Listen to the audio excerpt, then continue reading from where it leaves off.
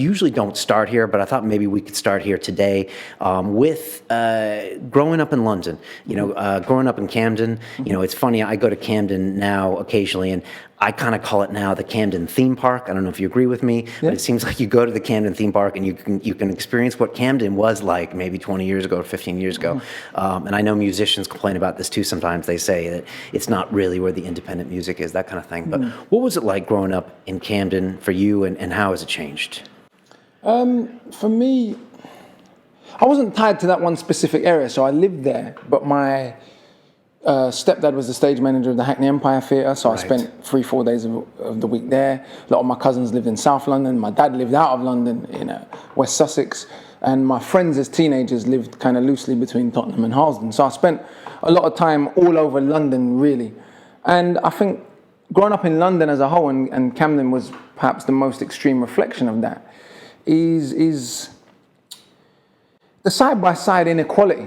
Is what really strikes me. Now I'm older and I look back and I look at my childhood friends and I see who's done well and got good jobs and living nice lives, and then who hasn't. And you could have almost predicted it 6 years old, 5 years old, from the way in which people entered the world, the kinds of family backgrounds they were from, economically, culturally, ethnically. You could have added up a whole load of factors and pretty much predicted where everyone was going to end up. And sadly, that is how it's turned out. And so it makes me reflect really on social conditioning and the engineering of inequality. And there's a few exceptions to that, myself being one of them. I didn't grow up with my dad.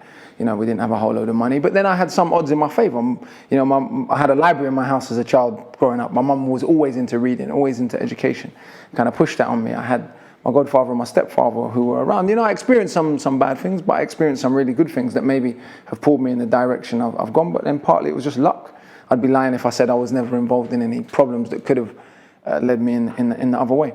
So really, I think my greatest reflection on somewhere like Camden, going to school with children whose parents were millionaires, and then children those of us who grew up on and off quote unquote benefits. And you were interacting with all these kinds of people. I was in the lower strata of what we're talking about. Like I said, it was just my mum, and we grew up on and off those kind of problems. I lived in a council house. I was lucky I didn't live on the estate. I lived 2 streets from the estate. So like I said, I kind of was in between in that, even though economically I was worse off. Culturally, I was kind of equipped in many ways to deal with the world that would confront me. I went to a special Saturday school, taught me alternative kind of history, so always led me in a kind of conscious path, and in a path that would deal with some of the nonsense we also taught in school. But it's really that most stuck with me, the intergenerational inequality, even in a wealthy place like London. And what were the key factors in some of your peer group that turned out, in the quote unquote bad ways, or didn't go, I guess ultimately where they wanted to go? Was it lack of the family? Was it socioeconomic? Was it pure economic? I think it's all of the above. I think it's economic, it's social, it's cultural, it's racial, it's your conditioning, it's your family circumstance, but it's also the larger society. And it's even school. Even though we have access to education, which is a massive benefit compared to many other places in the world, education is off-putting in the current way that it is to many people. The things that we're taught in school, the authoritarian relationship between student and teacher, the dictatorial relationship, then particularly with a subject like history.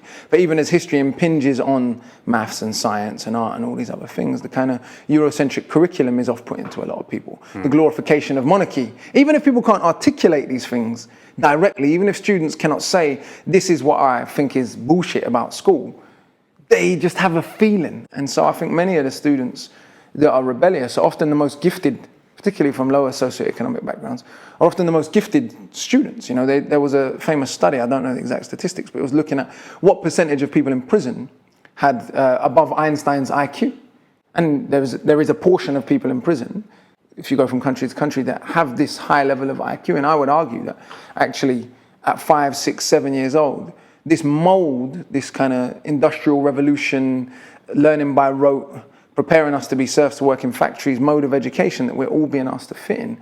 This one-size-fits-all education doesn't fit everybody. And many of the people that are rebelling against it, Einstein included, who's the guy everyone holds up as the worldwide measure of intelligence. We Right. know that his school teacher wasn't a fan of him. Did he have degrees even? I mean, he wasn't necessarily an academic by any means. was Not he? from my understanding, but I know that there's that famous quote of his school teacher telling him he wouldn't amount to anything. Oh, okay. Okay, so it's Him and a few others probably. so many others, right? So I'm saying that many geniuses are wasted because of society's preconceived notions of identity, because of the approach. And I'm not saying I was a genius. What I will say, though, is the way teachers dealt with me in my schools and my brightness wasn't as you'd expect teachers to often deal with it. I had some teachers that were very encouraging of it.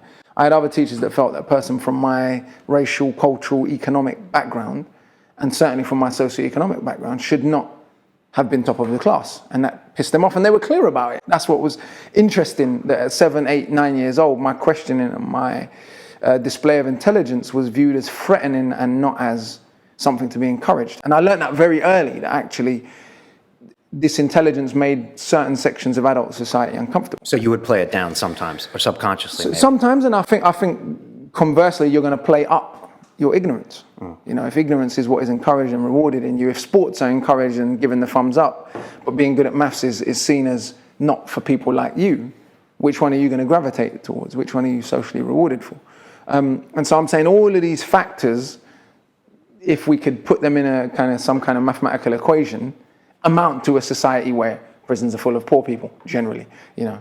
And then the racial disproportions within prison are what they are, you know, where women do not end up being astrophysicists per se, not because women are necessarily less good at science, but because from very young they're taught as a woman, you know, you don't want to be cleverer than a guy. You know, if you're cleverer than a guy, that's unattractive. And obviously a woman's ultimate aim in life is to get married, right, and to have children. That's all women should care about. So I'm saying these conditionings work on many levels and they produce a result. But I think that we act like, in a society like this particularly, that education and politics and the economics are kind of benign.